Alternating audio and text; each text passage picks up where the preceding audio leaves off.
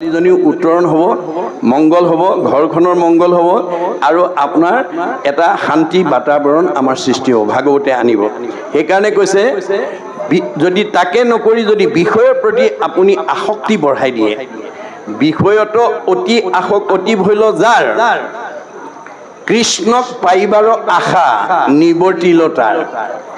আমি যদি বিষয়ৰ চিন্তাত বেছি মনোযোগ দিওঁ, আপোনাৰ বা মোৰ জীৱটোৱে ঈশ্বৰক পাব নোৱাৰে। কিয়?